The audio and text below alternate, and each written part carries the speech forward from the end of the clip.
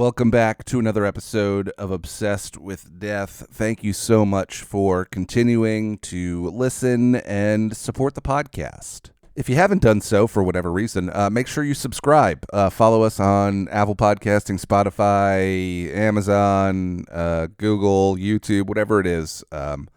Just subscribe and tell a friend or share something that you enjoy about the show on social media. All that stuff helps a ton for the show. Spreading the word is super helpful. Today's episode is with Devin Moss. He is the host of the Adventures of Memento Mori podcast, and he is also an atheist chaplain who recently spent a year ministering to convicted killer Philip Hancock. The New York Times did an incredible article on the time he spent with Philip. I'm going to link the article in the podcast description along with his podcast if you want to check out either. I definitely recommend reading the New York Times article. Make sure you check it out at some point. It's an incredible article. Really gets into all the details. And this is just a great episode. Devin was really generous with his time, and I think you're going to get a lot out of this episode. So please enjoy another episode of Obsessed with Death. Are you a death doula looking to grow your practice online, but feeling overwhelmed by the thought of building a website? I get it. That's why I'm here to introduce you to Death Worker Websites by Numbered Days, an organization offering you an affordable website for your business that is explicitly designed for and by death workers. Let's face it, you can't offer your services if people can't find you. That's where Numbered Days comes in, so you can focus on what you do best, serving your community. Numbered Days has your back. They know this work is special, so unlike most web designers or agencies, Numbered Days is budget-friendly while also creating websites and branding specifically for death doulas, grief workers, funeral workers, and anyone offering death services. Visit numbered-days.com to take the first step in elevating your online presence. Don't let your work go unnoticed.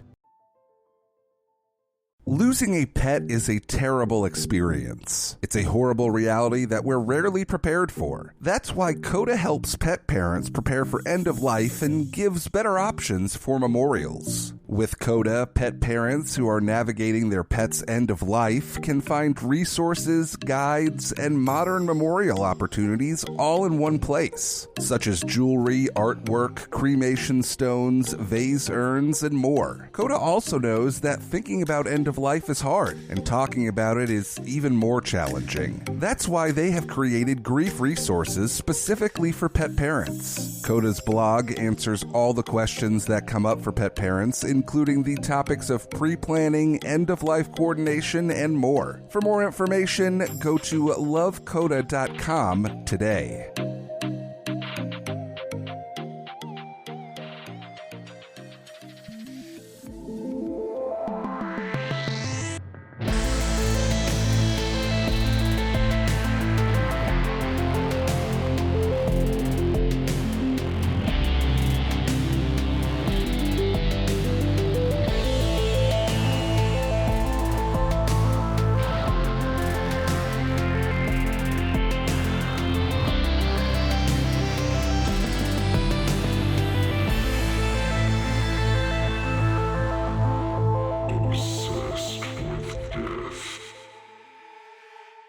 I read the article in the New York Times. I'm familiar with your podcast. It's a great podcast. By the way, please, if you wouldn't mind, just maybe introduce yourself and sort of explain, who you are and what it is you do.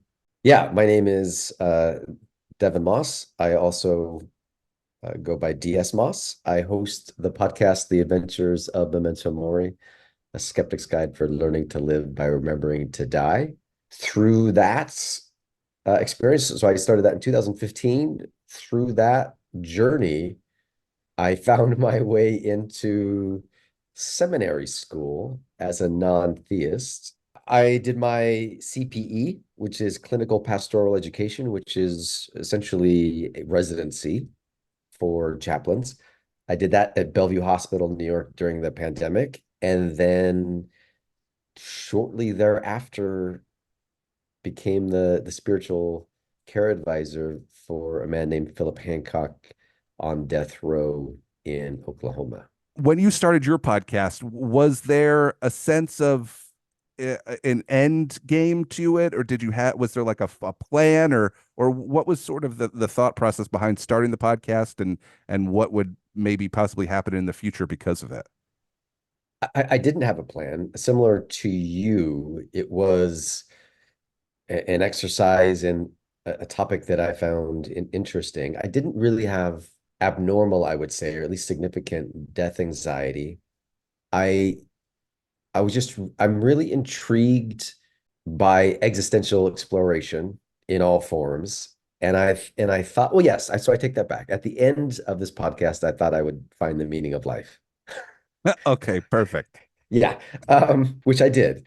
Oh, Um, even better. I can't wait to yeah, hear all about that. yeah, Easter egg. But there wasn't a perceived outcome per se. And to be honest with you, I didn't think it would really last that long. I thought like I'll explore some stuff. Like how many episodes talking about death can I really do? Sure. And then what I learned was like you pick up one rock, you find a nugget, and then there's another rock underneath it, and there's a nugget, and then next thing you're halfway to the center of the earth. It's because it's just endless and it's fascinating. And there's just so many incredibly smart, incredibly interesting people in this field slash topic that it's just a wellspring Yeah. of information. And so that's kind of the angle that I took it uh, from it. And I didn't have any particular like abnormal, I keep on saying abnormal, but like a usual normal childhood. There wasn't an extraordinary amount of death in my life. I hadn't, I mean, maybe a little bit, but I think we all can say that, Sure. there's a commonality amongst that. I didn't see myself as in grief in any way or traumatized by the topic in any way. It was existential scavenger hunt that I wanted to go on that has sort of changed the direction of my life. Yeah, I mean, I feel similar in the sense that I've definitely had conversations and interviewed people that I have there's no reason for me to be speaking to these people in the sense that like they're just incredibly intelligent and talented in whatever the subject matter is that they're speaking on. But I am curious because I'm similar in the way that there was no real death in my life early on. I never really experienced anything besides like the normal, like go into like a great grandma's funeral or something like that. It was I specifically remember the the moment I realized I was gonna die, and then it was just anxiety from that moment on. But there was nothing really that significant besides that one moment. So I am sort of curious. Obviously, this question's a little silly in the sense of what your life is like now, but before, and I'm still curious now, I guess in a sense. But what is your relationship with death like? Do you think about it a lot for yourself, not necessarily others? But are you worried about dying? Do you think about it every day? What is your relationship with death like currently? I've lost the forest for the trees. I I am thinking about death, mine and others, constantly, Yeah, too much. And part of the original premise of the podcast was to live more, was to use death as a way to like get into the good stuff of the life and be free of the bullshit yeah. in um and to really to live it. And where I am now, although I've had an incredible journey, that's not knock on wood. I do find myself, at least very recently, feeling as though like I need a break from the topic. Like I am immersed and ensconced, and from the time, particularly recently, from the time I wake up till the time I go to bed, like that is the topic, and I'm missing the point of like really living, right? Sure. Well, yeah, I mean, with the purpose of trying to live life more, I would imagine constantly thinking about death makes that difficult. Well, I mean, there's a balance. I think Yeah. it is a great pathway into living life more. I just got into like the vocation and um well, yeah, I guess just the vocation and the topic where it's like it's taken over. I've crossed I've crossed the threshold of it being a tool. I mean, are you concerned about that? Is there a way to maybe push back a little bit? I mean, I would assume you're looking to try and find that balance that you feel is maybe healthier for you. Yeah, yeah, and that's where I am not now, and I wouldn't take anything back, and I don't even know what I'm not making any great proclamation per se, but yeah, I am most definitely moving into a new chapter of doing more creative work, exploring other interests more deeply, and I will still those another season of the Adventures of Memento Mori that I got cooking. So that's happening. But yeah, to get back to the original point, I think is what's next, you know. Sure. Yeah. I mean, I could imagine that. Not that I would assume you're frustrated to be in the position you're in, but I could understand there being some frustration in you starting this project and starting this podcast and trying to do this thing, and it starts to grow, and you're finding this somewhat would consider success in this like death world, and then for it to almost feel like it's consuming your life. I could see there being, again, I don't know if frustration's the right word, but at least for me, I would maybe find that or a little upsetting because it's you're doing something that you genuinely felt was going to help you or help you grow and live, and now it's almost consuming. It's unfortunate when things like that sort of happen. Yeah, I mean the good thing is that I'm aware and I have Sure. agency in it, and so it's a good signal. Yeah. I looking back, retrospecting on the person that I was in 2015 and the person that I am now, like holy moly, what growth, you know. Yeah. And so yeah, I don't mean to frame it like I regret anything. It's just I'm ready just to be and to live the next chapter. Yeah, I think that's great and normal and healthy, right? I mean, you Yeah, should be constantly evolving and growing in whatever you're doing, yeah. and it sounds like that's what's happening. So, again, was familiar with you and the work that you were doing, but I really had no idea what the level was, especially after reading this article in the New York Times. I'm curious, just first of all, is how this article came about. Obviously I'm assuming you were approached by the Times, and how did all of that sort of happen?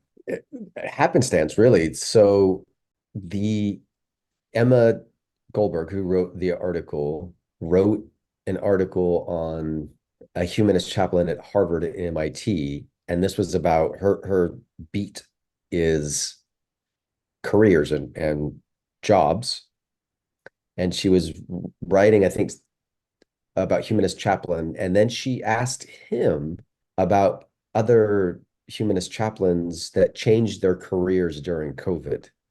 And so he then referred me to her for a book that she was writing. And so this was a little over a year ago. And so we were just doing an exploration in her book as potentially me being a resource in that. And then that's when I got the call from Phil Hancock's attorneys to see about being his spiritual care. And so I was like, well, Emma, here's something that could be interesting for you. And so she was kind of always following me along with it. And it wasn't until May that it felt like it may be a New York Times article. And so it didn't really feel real until the article, until probably late summer. And then, yeah, and then I gave her the tapes to listen to. And then she came to Oklahoma. She was there at the execution, and yeah, and then printed the article. So she's been pretty in step from the jump. Before we get into that, I'm just sort of curious because you mentioned you did sort of have this career change and this new path in your life during COVID, which I think is an interesting time and sort of I would assume a lot of people maybe had a similar experience in the fact that they got like this reality check, right? Where it's like, oh man, this could all be over very quickly. The world is changing in an instant. I should be doing what I want to be doing with my life. I should be living my life a certain way. Was that any part of your decision to make this career change, or was it just sort of what you felt was like the next step, or do you feel like COVID had any sort of effect on you making this move in your career? No, not directly. It was actually happenstance. I was in my first semester Got it. at seminary school already when the world shut down. No, I guess I was in my second. So I was on the path. Got it. But then my residency at Bellevue was certainly Like right during in the middle COVID, of it. right in the middle. Yeah, well, more towards the end. Well, 2021. Yeah. Yeah, 2022. Yeah, 21 into 22. So it just so happened, but like what a practical application to actually learn what you had gone to school for. Well, sure, and that's what I'm also curious about is what was that experience like? Because obviously the work that you're doing was so prevalent during this time. I would imagine. What was that experience like? Challenging, but in the right ways. I have a profound respect for EMTs and nurses and doctors. And so whatever I was doing there is a drop in the bucket from what they did. I mean, it really is amazing to witness, and bravo and hats off to all of those first responders. Absolutely. I have the utmost respect and I admire them all. But with that, like, it was it was good from an educational point of view because when people face acute moments of crisis, they try to make sense of the world through religion or mythology or symbolism, because we are at our core storytelling beings, storytelling animals. Trying to make sense of what was going on at COVID was what everybody was doing. And so to really be able to grapple with those moments of crisis where people are trying to make sense of primarily why me or why my family, it's a boy, it's a rocket ship into this is what the work is, right? Yeah. There's no I was gonna say pussyfooting around, but I don't know if that's a word I can use. You could absolutely use that word. Of There's course. you're not getting away from. You got thrown right into it. There Yeah, was no easing into it. there's no funk to be faked. It's good to just get kind of thrown into the deep end. There is, I I am 100% behind that idea. yeah. Yeah, I think there's some benefits to it for sure. It may not work for everybody, and and again I'm speaking for myself. I do feel like that is I learn better that way. I'm very much a hands-on person. I feel like that's just really, um, at least for me, a better way for me to learn and grow and even just figure out if it's what I want to do. Depending on whatever it Yeah, is. yeah, Um, but I think that the work that you're doing is so personal and you need to be so present. It did seem that there was almost just this chaotic vibe happening in that world, especially inside the hospitals at that time, that you got thrown into the deep end and then somebody like held your head down for maybe, a half an hour. You know what I mean? It seems like you really, really got the full experience immediately. Is that somewhat correct? I wouldn't say that someone forced my head down, but like, listen too, like I was in there doing spiritual care as a non-theist, right? So I Yeah. didn't really even know what that meant. I didn't learn it in grad school, Okay. right? So it was definitely on the job training. And so to have to confront that always, it you have no choice but to figure out what it means for you. And so yeah, I just can't imagine how else I could have done it. And by the way, like almost to the opposite effect, I give much credit to my CPE supervisor, who's a rabbi, Rabbi Molly, who did an amazing job of recognizing, I mean, my non-theist, humanist, spiritual care insecurity, and be like, yeah, you need to see how that can be a benefit to you. And so she actually was instrumental in helping me sort of figure things out, or at least pushing and nudging me in the right ways and in the right direction. Uh, but yeah, it is learning in the flames for Yeah. sure. So let's get into this New York Times article and the time you spent with Philip Hancock. You spent a year ministering convicted killer Philip Hancock, and one of the main questions was how to face death without God.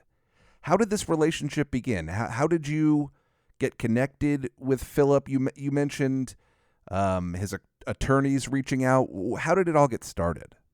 He had a chaplain beforehand who was a Christian chaplain that he fired. He was, they said, non-theist. I would soon learn that he is an anti-theist, um, and that he was looking for somebody, and I was looking for something to do. And so it just kind of matched. So we had a little bit of a dance of whether I was the right fit. I was very clear that, like, I also make podcasts, and I asked them if I could make a podcast of this journey.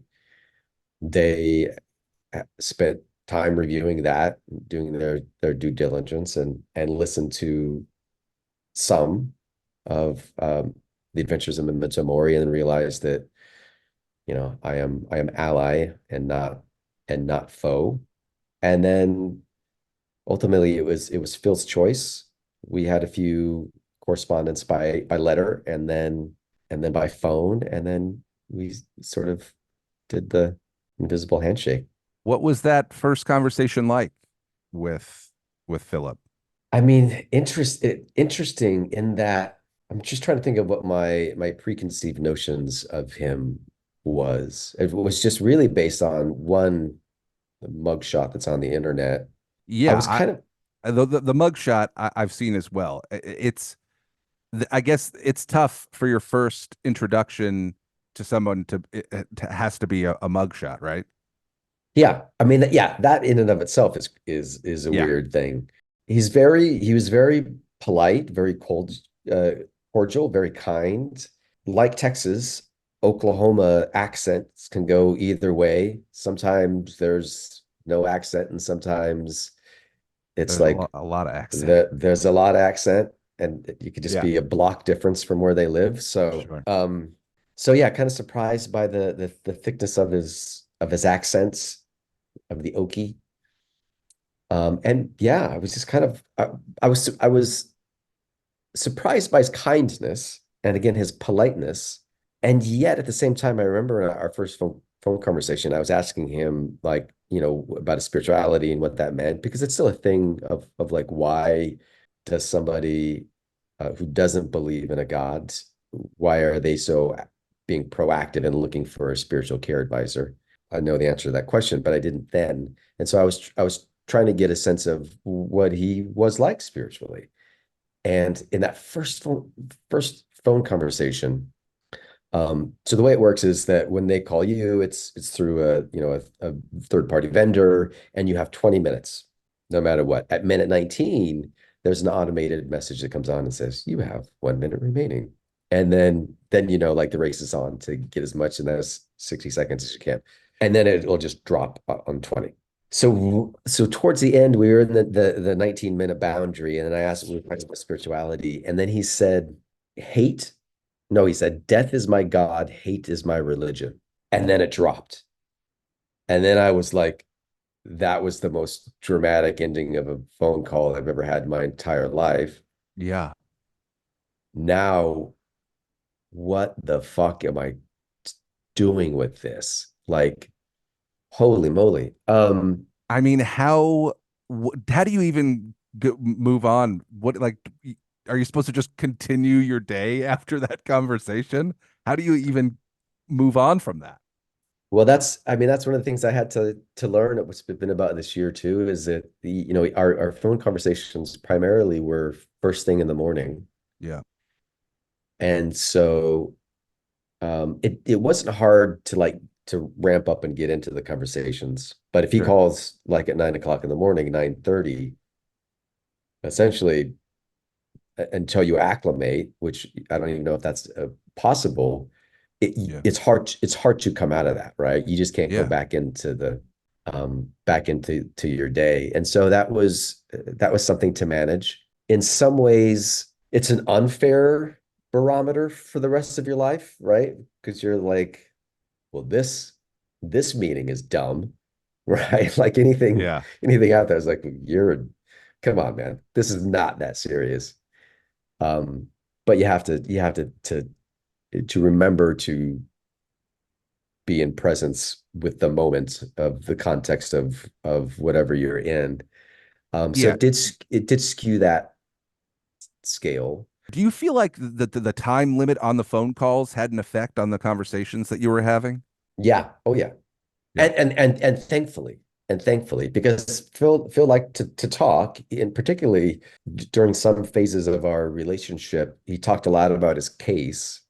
yeah, Um, and so the meat of a lot of the conversations happened between minute 19 and 20, because that is when I could start driving the car a little bit and be like, the next time let's talk about this, or why don't you think about this or consider this? Because primarily I it would have been a challenge anyway, but I also didn't want to make our calls about my agenda, right? Because sure. I didn't even know what even how I was going to do spiritual care with Philip Hancock. So I was just kind of riding shotgun for 19 minutes, and then I would take the wheel for the last. Yeah, I mean, I guess especially in just the way everything sort of fell into place, there was no time obviously to prepare for something like this. You're sort of learning as it's happening. Was there anybody that you were able to reach out to? Was there anybody that could sort of help you at least navigate in the beginning? I reached out to the Zen Buddhist master who recommended I become a chaplain. I asked her. Yeah. We had a nice long talk. It wasn't something that she had any experience with, and it was one of those another beautiful Zen Buddhist moments where she was like, "Oh, I couldn't do this, but I Wow. think, but I think you're the right person for the job." And Wow. you're like, "Tell me what to do." Right? Yeah, I'm glad Yeah, you think I could do this, but please, any yeah. sort of guidance would be Give me the appreciated. answers. I reached out to Sister Helen Prejean, who is the nun in Dead Man Walking, Susan Sarandon's character, for those listening. Oh, wow. Okay. Um, and she gave me a she gave me some great advice that it was very short, but great advice that actually was quite significant, but I didn't think so at the time of receiving it. But it was just like a one sentence email response. So yeah, Yeah. I didn't have anybody to model after, or I had support, but I didn't have anybody that what's also funny. There was a man who wrote a book. He was a chaplain for like 28 executions, and he wrote a Wow. book about it. And each chapter was about the person executed. And so I reached out to him, or his publishing company, because I was like, this is certainly somebody that I could get some advice from. And I never heard back from him. And then the day after the Times article came out, they're like, "Hey, you should talk to this guy." And I was like, "Yo, Uh, I reached out to you 6 months ago." yeah. But anyway, I'm happy to now be connected. But the point being is that there was there was no path already Yeah. um, paved. If somebody reached out to you right now and was in the position that you were in, is there like a piece of advice that you feel like would come to mind that you would want to give to somebody who's maybe venturing into this world? Yes, and it would probably be very similar to what Sister Prejean said to me, is hold loose the steering wheel, be present, make it about them, and not only find their humanity, but reflect back to them their humanity and trust yourself. Are you a death doula looking to grow your practice online, but feeling overwhelmed by the thought of building a website? I get it. That's why I'm here to introduce you to Death Worker Websites by Numbered Days, an organization offering you an affordable website for your business that is explicitly designed for and by death workers. Let's face it, you can't offer your services if people can't find you. That's where Numbered Days comes in, so you can focus on what you do best, serving your community. Numbered Days has your back. They know this work is special, so unlike most web designers or agencies, Numbered Days is budget-friendly while also creating websites and branding specifically for death doulas, grief workers, funeral workers, and anyone offering death services. Visit numbered-days.com to take the first step in elevating your online presence. Don't let your work go unnoticed. Losing a pet is a terrible experience. It's a horrible reality that we're rarely prepared for. That's why CODA helps pet parents prepare for end of life and gives better options for memorials. With CODA, pet parents who are navigating their pet's end of life can find resources, guides, and modern memorial opportunities all in one place, such as jewelry, artwork, cremation stones, vase urns, and more. CODA also knows that thinking about end of life is hard, and talking about it is even more challenging. That's why they have created grief resources specifically for pet parents. CODA's blog answers all the questions that come up for pet parents, including the topics of pre-planning, end-of-life coordination, and more. For more information, go to lovecoda.com today.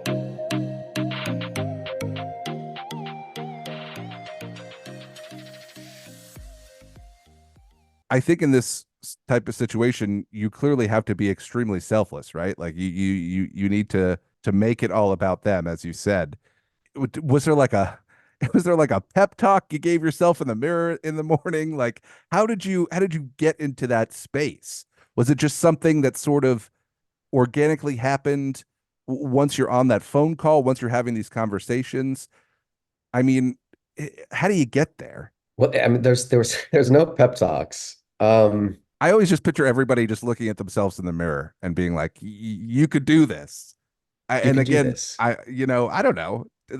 It's helped me before. I think there was an accumulation of moments I throughout my entirety of my life that I think may have led to this, right? Bellevue, as we were spoke about early, may have been one, right? Because you're assigned units or floors in the hospital. One of my units was the forensic unit, so the inmates at Rikers that needed medical attention was my unit, and so I was already used to some degree, right? Because in Bellevue Hospital, there's a floor that's just like a prison, right? There's multiple gates you have to walk through, and so in some ways, I had already gotten over the natural fear of inmate, right? Even though it was phone calls, like I wasn't. I mean, Phil isn't necessarily an intimidating person, but there's that barrier of the incarcerated, both metaphorically and quite literally.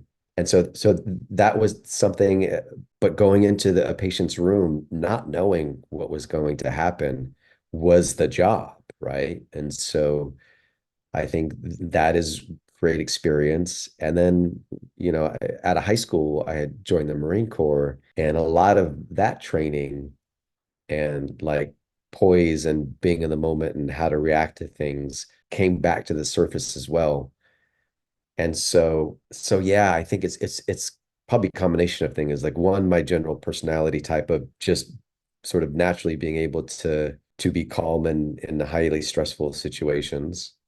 Military training, Bellevue training. And so this idea of poise was something that, well, I guess it was a skill that I had, was a muscle that had been developed. And so I was able to kind of use that in my relationship with Phil. Where do you think that the calmness comes from that you just seem to possess? Was that something that you just sort of had your whole life, or was there a moment where you just sort of realized that I'm sort of this calm and collected person in these types of situations? I mean, that's a great question. I will say that I don't know if I was necessarily a shy kid, but I think I naturally always tried to observe my surrounding, particularly a room of other humans, before I fully interact with the humans.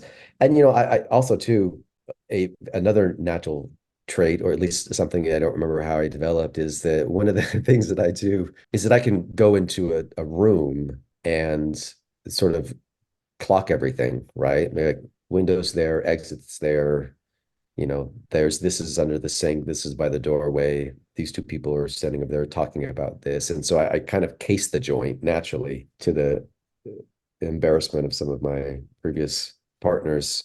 Yeah. And so as a kid, I moved around quite a bit. And so I was always the new kid.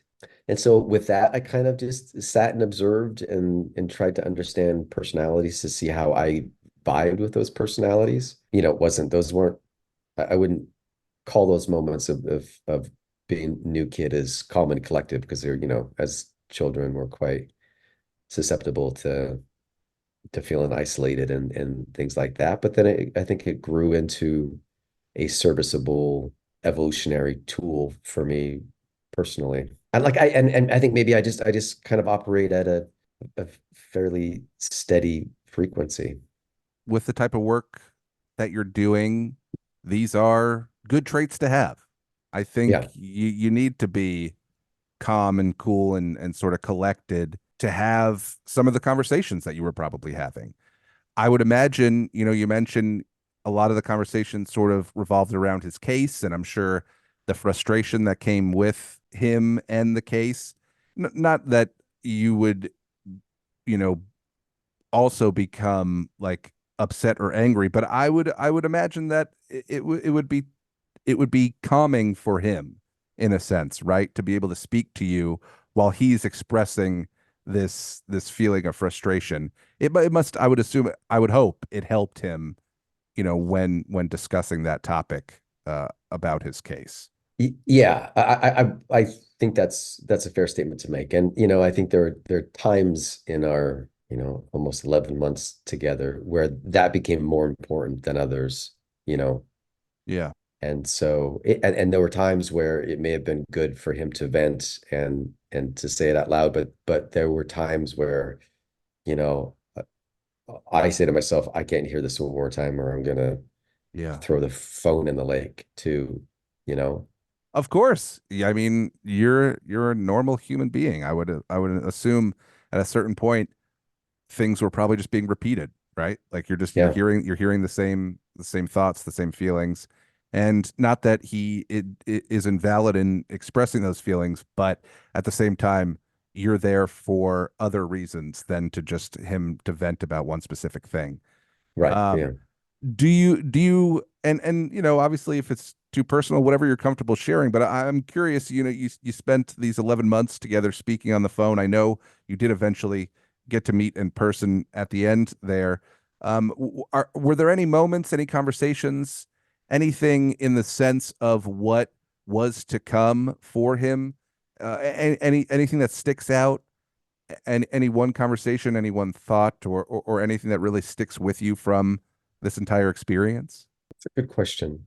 One thing I will say that, at the beginning of all of our phone calls and our in-persons, my first in-person visit was in July, and then I had three or four in-persons. I would go back and forth, and then I went there to Oklahoma in October and stayed. So I think in total I had like 20 or so in-person visits. He just used to he would start every call with "Hey Devin," and it's just like the tone of his voice is what sticks. And like, over 11 months of talking to somebody almost at the same time every day and starting the conversation in the same way, that's what literally sticks out. Yeah, and his laugh and his face, I think is also, but as far as like a profound moments of insight, I'm not sure if there's a one thing in particular. Coming from my perspective on, again, reading the article and now being able to speak to you about this,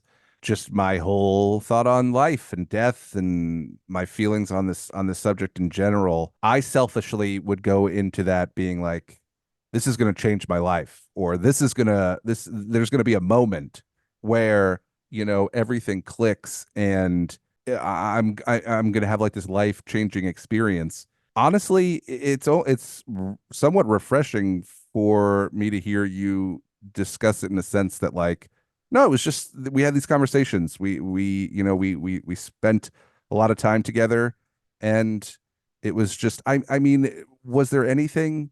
Yeah, I think I know where you're getting at, and I Sure. may have an answer for you. So it was in the execution chamber. Yeah. There was I had a lot of insecurity throughout the entire time of like if I was giving him what he needed, if I was just doing spiritual care. But in that moment, and there was a lot of shit that happened while he was on death watch that was dehumanizing and degrading, and I had to leave a lot at the door, like a lot of sort of anger and emotion at the door before I went in there. But it also, and my time in the chamber was shorted compared to what he should have gotten. But with all of that, being in that space and saying what I said to him and seeing his face and that experience, it really did feel like everything up to that point had led to that moment. Like everything, like 5 years in the Marine Corps, 6 months at Bellevue Hospital, 2.5 years at grad school, like all that, it just felt like everything had prepared me for this essentially 7 minutes, this 10 minutes of being there, and the magnitude, but not like in a heavy sort of magnitude way. It was working to a pathway to peace. He died with dignity. He died, I wouldn't say in peace, because I certainly can't speak to him, but for him. But that was almost like the the purest moment. And it's a weird thing to say because he was strapped to a gurney as the state murdered him, right? And I was on another interview yesterday, and they asked, like, what advice would you give non-theists as they face the afterlife? And my answer is, as it pertains to what I learned from Phil, is like who cares? Like that is a that is an unimportant topic. What is important is those moments, right? Those moments in which each of us will be facing that threshold of that journey, and the importance of, like, yeah, maybe it was like 11 months of trying to get on the same page and wrestling with philosophy and religion and getting frustrated and all those things. But like, holy shit, it took all that time to make that moment for him peaceful. It, with a life that, like, he certainly made some bad decisions in his life, but he was certainly dealt a set of cards that I don't think I, for one, could have played them any better, right? And so to have and this isn't like a pat on the back moment for me, but what I'm trying to get at is like having space made for you as you die is terribly important, incredibly important. And so that's kind of the profound thing, is like seeing and knowing that he felt the things that I was saying and that we worked to that point. And in addition to that, just for general practice for people as they think about their own mortality, is that shit doesn't happen on a week's notice. That doesn't happen on a day's notice. Like you got to build to that. And so I recommend, and this is what I mean about like, going back to living, is that these things are nurtured every day. And it's easy to get distracted by the things that are distractible in our lives, but we are all working towards that moment. And so that's the scary part for me about death, is that I haven't created space, and I wouldn't have that person with me in that moment. And I'm not saying everybody wants to have that person with them when that moment, but that space is built to. Yeah. I mean, I don't even know how to respond to that. Um, yeah. I mean, there's so much that goes into what went on between the two of you that I obviously could never really even comprehend. And it's such a specific type of, relationship. I mean, I can't even really imagine the dynamic that goes to that type of relationship. But I feel like you really did do a really great job right then of sort of explaining it. We're coming up on time here. I don't want to keep you. I really appreciate you coming on the podcast. I was just curious based off of something that you said, the state murdered him. There recently, yesterday, was an Yeah. execution in Alabama that was the first known execution with nitrogen gas. There's now reports coming out basically about how the execution went and how disturbing it was. I'm not sure if you've read anything that's come out today. I saw a little bit, and from what I read, it was, yeah, absolutely incredibly disturbing.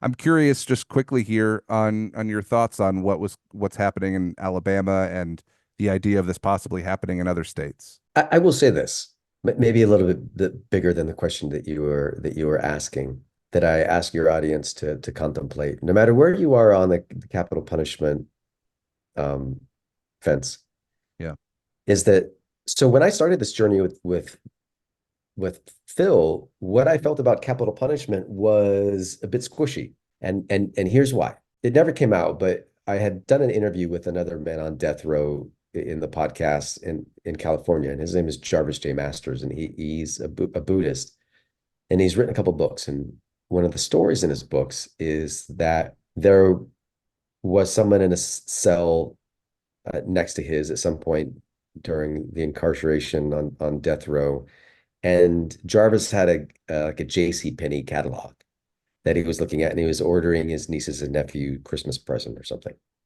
And so this guy next to him asked if he could have the catalog when he was done with it. And Jarvis said sure. And so they slid the catalog over to him. And from what he said, typically is that they don't necessarily ask, or you don't say why, they're on death row, but you don't know the details of the case. And then, some time went on, and then he wanted his magazine, his catalog back, and so he asked for it back, and the guy slid it back over there. And then as when he came to flip through it, he saw that all of the pages with children in them had been torn out. And so then Jarvis asked why that man was on death row, and it's because he raped and murdered children and admitted to doing so. And so then I ethically was in the camp of, if someone admits to doing such horrendous things, that they don't deserve to live. Like, you can just, like, it's particularly, and you'll hear this with all of the pro arguments for capital punishment, you invoke a story of a child being raped and murdered. sure. That's the argument. And it's a valid argument. And do I want that person um to die? Yeah. Are there monsters among us? Absolutely. Yeah. Are there psychopaths? Yes. But what I learned, and the other flip side of where I stood before this on capital punishment, was also, so that was one feeling that I had. And then the other is, if there is the slightest chance that someone is executed wrongly, that someone that is innocent is executed, then I can never be for capital punishment. Like if you make a mistake, that zeroes it out for me across the board, Yeah. right? And so that's kind of where I stood, is like, unless you can be 100% correct, I'm against it. Yeah. And that's why I kind of in my head I did the clauses like, but if they admit to doing it, then I'm okay with it, right? Sure. Yeah. So here's how my opinion of it has evolved over time, being in it, right? Um, Phil's case is complex, so I won't use his as an example of it. But I will say that it's important that citizens keep in mind that people that it's their job are doing the executing. So the politicians are making the choice. The judges in the courts are making the sentence. But the people that are carrying it out are people that are making $15 an hour and have to, because that is just what's available for them in their hometown, right? Like, Yeah. and so the externalities of who this affects, and I'm sure that if it was uh, a nasty sight last night, that there are at least 40 people involved in that process that don't want it. They don't want to have to do it, but they have to do it because that's their job, are not only having nightmares tonight and for the next month, but their lives are forever changed, right? Yeah. But I would love to see if the chaplain in that room, what he's got to say. And I was interviewing for the podcast when I was in Oklahoma, the former chair of the Pardon and Parole Board, who was the chair of many clemency hearings, said something in our interview that stuck with me, and it ultimately is true, is that every person that has a hand in the execution process dies in some way. So it's not just the person. And what's also important to remember is that the families of the victims, study after study bears this to be true. At the post execution, they don't feel that they're relieved in some way. Justice really hasn't been served, and so you have to ask yourself, like, why? And so there's a couple algorithms that people have to do when really coming to a sound decision of whether they're pro or against capital punishment. And one is, the first question is the game of proximity. So the first thing you have to ask yourself is, what is my threshold of of innocence, right? So say it's 1 out of 10. And by the way, Oklahoma as a state it's over 10% of people that are on death row eventually are exonerated because they've been wrongfully convicted. And so even if your threshold is 10%, and by the way, that's an insanely high percentage, but let's just say that it is. What makes it easy is because of proximity. It's because it's those people, right? And fill in the blank that for what I mean by that, right? Yeah. And then you got to say, okay, let's get in closer. Say it's someone that you know, right? Say it's your family. Say if your brother is the person that is wrongfully executed, are you for capital punishment? Because it will always be incorrect. There will always be a mistake. And then you have to then take another step in and say, what if it was me? Would I would I willfully give my life if I know that I'm innocent, just to keep the idea of capital punishment going? And most everybody's going to say no to that. And so just know that Oklahoma is above 10%. So proximity, think about that. And then I guess the other thing which is almost more important is the idea of the question of, like, who are we as a culture and as a society? Who do we want to be? And I sincerely believe, as a humanist, that we all have the potential to do and be better beyond ourselves for the greater good. And if that is true, then we have to set the higher standards than those that are incarcerated. And so even if there is someone that is guilty of doing the crime and deserves to be punished, I'm not against punishment. I'm not against necessarily life in prison if the crime merits that, but we have to say we are better than that. We have to say that the world we want to live in is one where we have to be the North Star Yeah. and pull society up by gravitational force for the betterment. And then, states like Oklahoma and many of the states that actually still have capital punishment are incredibly religious states.